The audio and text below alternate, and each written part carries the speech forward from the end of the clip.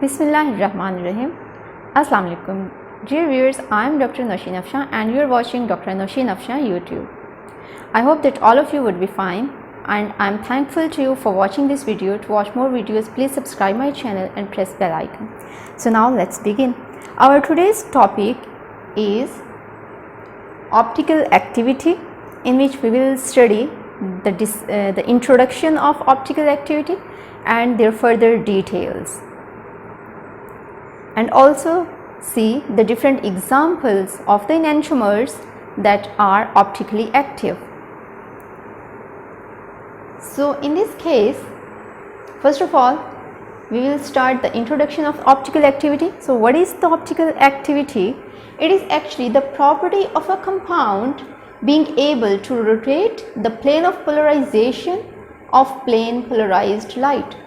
So first of all, this is such a property in which the compound or enantiomer rotates the plane of plane polarized light, the plane of polarization.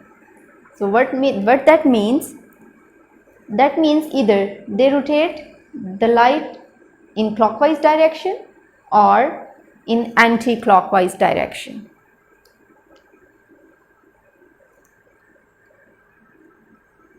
So in this case, they rotate the plane of polarization of plane polarized light. So what is the plane polarized light? Such light that oscillates in only one plane. So here it rotates in only one plane, either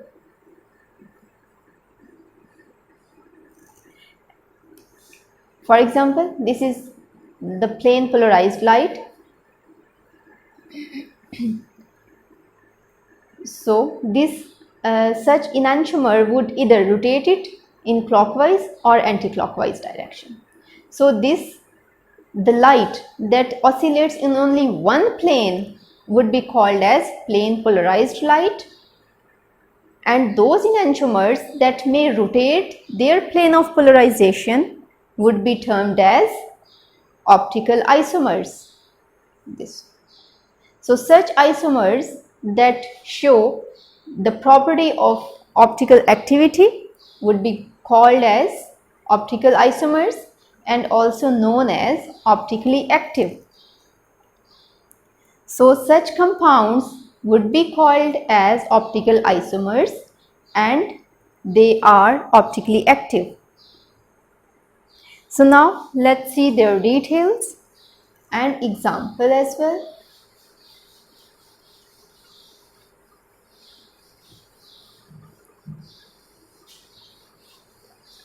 So to understand this concept, we draw a diagram first. Let's see, you have a light source here.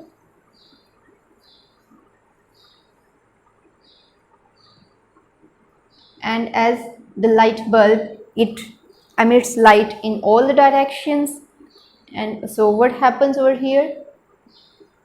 For example, these are the different directions of light or different planes of its polarization. This is a light source. This is normal light, that is white light we see in our homes. That is normal light. And where does it go? Here we keep a polarizing filter. We have kept here a polarizing filter. What would it behave, or what would it do? It would filter all the wavelengths except only one plane. Here this is the normal light and this is oscillating in various planes. Actually these are all the wavelengths that as we feel in the white light. but only one wavelength or light, only one plane would pass out from here.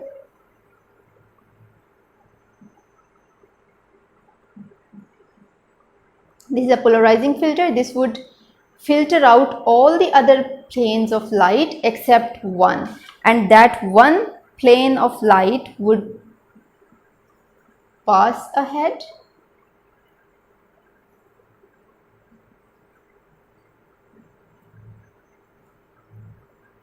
अच्छा, क्या होता है, light source ने lights emit की, normal light, इसको हमने polarising filter के आगे रखा। पोलराइजिंग फिल्टर इसमें से सारी लाइट को वापस भेज देगा सिवाय एक प्लेन के, और वो इस डायरेक्शन में लाई कर रही है। ठीक है, ये इस डायरेक्शन में लाई कर रही है, सिर्फ एक प्लेन, इसको हम कहेंगे plane of plane polarized light. और ये क्या है, ऐसी लाइट है जो सिर्फ एक ही प्लेन में ऑसिलेट कर रही है, और इस एक प्लेन पोलराइज्ड लाइट को पास आउट करेगा, बाकी सबको वापस भेज देगा। यहाँ से आगे क्या होगा कि हमने इसके आगे रखना होता है एक सैंपल ट्यूब। ये आगे पास आउट हो रही है, इसके आगे हम एक सैंपल ट्यूब अपनी रखते हैं।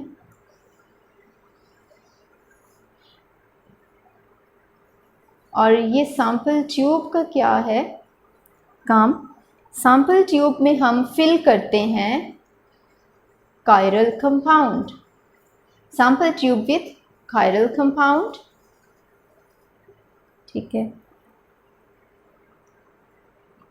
अब जब प्लेन पोलराइज्ड लाइट इसमें एंटर होगी तो डेफिनेटली ये अपनी ओरिजिनल डायरेक्शन में है, लेकिन जैसे जैसे ये पास आउट हो रही है वैसे वैसे ये बेंड हो रही है, एंड फाइनली यहाँ तक पहुँचते हुए इसने जितना रोटेट होना है ये रोटेट हो जाएगी।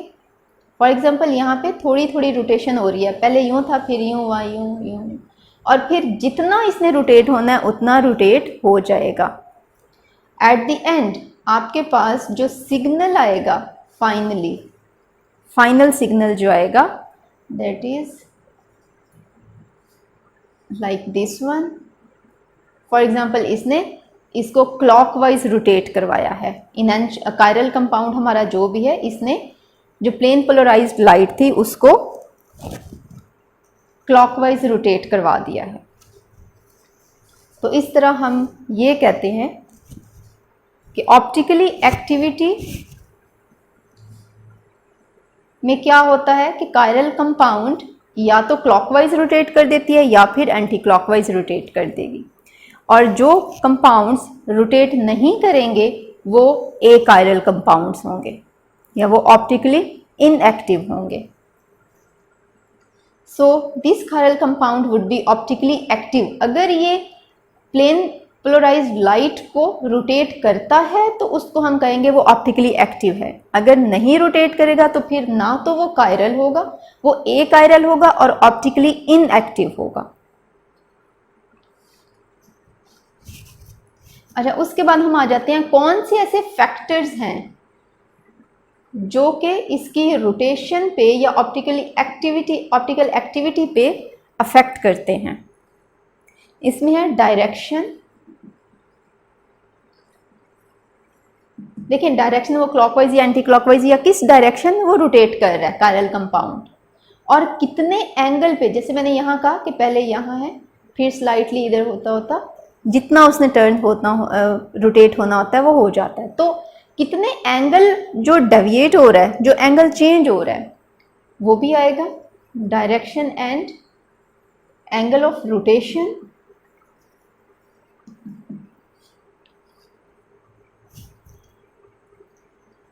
तो ये चीज़ें डिपेंड करेंगी nature of the chiral compound पे, कितना वो रोटेट हुआ है, प्लेन ऑफ पोलराइज्ड लाइट कितने एंगल पे रोटेट हुई है और किस डायरेक्शन में रोटेट हुई है।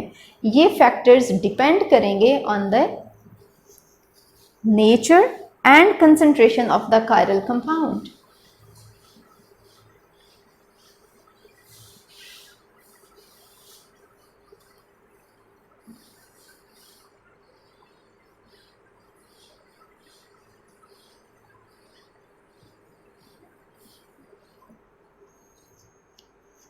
that would depend upon the nature of the chiral compound, concentration of the chiral compound, the path length of the sample tube. देखिए सैंपल ट्यूब में से जितना उसकी लेंथ होगी तो उसी लिहाज से उसकी जो डायरेक्शन है या एंगल है वो अफेक्ट होगा कि वो कितना रोटेट हो रहा है, ठीक है। उसकी जितनी लेंथ ज़्यादा करते जाएंगे वो उतना ज़्यादा अफेक्ट करता जाएगा। Path length of the sample tube and the wavelength of the light, wavelength of the plane polarized light, जो लाइट हम इसमें से गुजारना चाह रहे हैं उसकी क्या वेवलेंथ है, ठीक है। उसकी वेवलेंथ पे भी डिपेंड करेगा, इस सैंपल ट्यूब की लेंथ पे भी डिपेंड करेगा और उस कायरल कंपाउंड की नेचर और कंसंट्रेशन पे भी डिपेंड करेगा। ये थे कुछ फैक्टर्स जो ऑप्टिकल एक्टिविटी पे अफेक्ट होते हैं। नेक्स्ट आता है कि अगर क्लॉकवाइज रोटेट हो तो क्या कहेंगे और अगर एंटी क्लॉकवाइज रोटेट हो तो क्या कहेंगे। फॉर एग्जांपल हमारे पास कंपाउंड है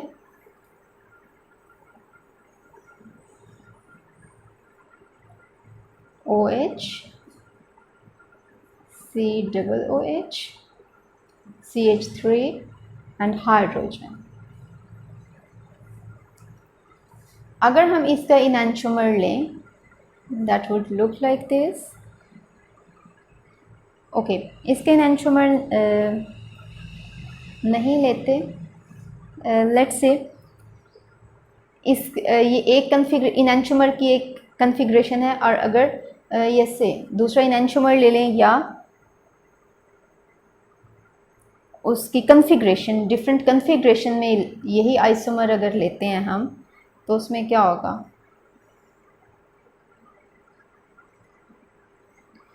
H and CH3 as it is आ जाएंगे। लेकिन अगर इनकी कन्फिग्रेशन चेंज हो जाए COOH और OH की, यहाँ पे OH आ जाए और यहाँ COOH, तो इनका ऑप्टिकल एक्टिविटी ऑप्टिकल रोटेशन पे क्या अफेक्ट होगा वो हम देखते हैं।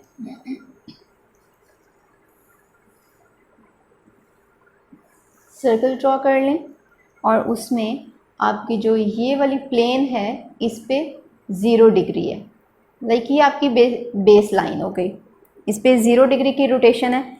लेकिन अगर लाइट जो प्लेन पोलराइज्ड लाइट है इस कायरल कंपाउंड से गुजारी जाती है, सैंपल ट्यूब में आप ये कायरल कंपाउंड फिल करते हैं और उसमें से आप प्लेन पोलराइज्ड लाइट गुजारते हैं, तो क्या होगा कि ये उसको कितना रोटेट करेगा। लेट्स सपोज ये उसको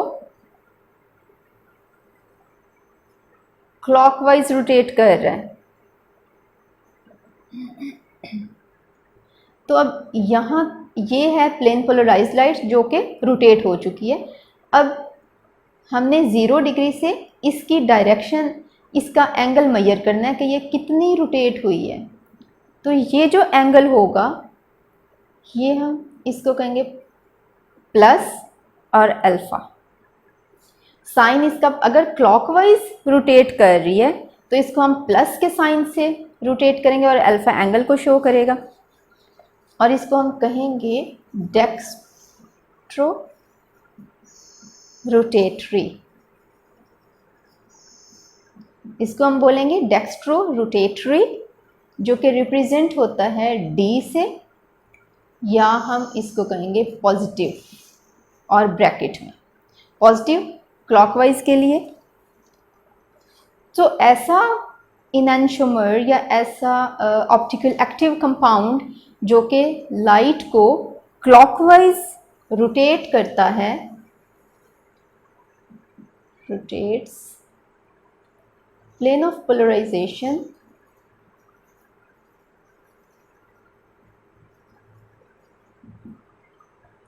clockwise और टू द राइट।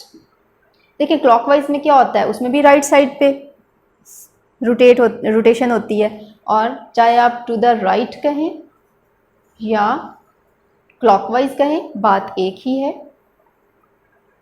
तो उनको हम क्या कहेंगे, डेक्स्ट्रो रोटेटरी, और उनके कंपाउंड के नाम के साथ हम डी लिख देंगे या फिर प्लस का साइन लगाएंगे। ठीक है, D would show the dextro rotatory और प्लस साइन ये भी इंडिकेट करेगा कि ये डेक्स्ट्रो रोटेटरी है जो कि प्लेन ऑफ पोलराइजेशन को रोटेट कर रहा है क्लॉकवाइज या टू द राइट डायरेक्शन।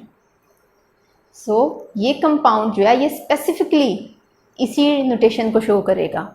इसके नाम के साथ हम लिखेंगे डी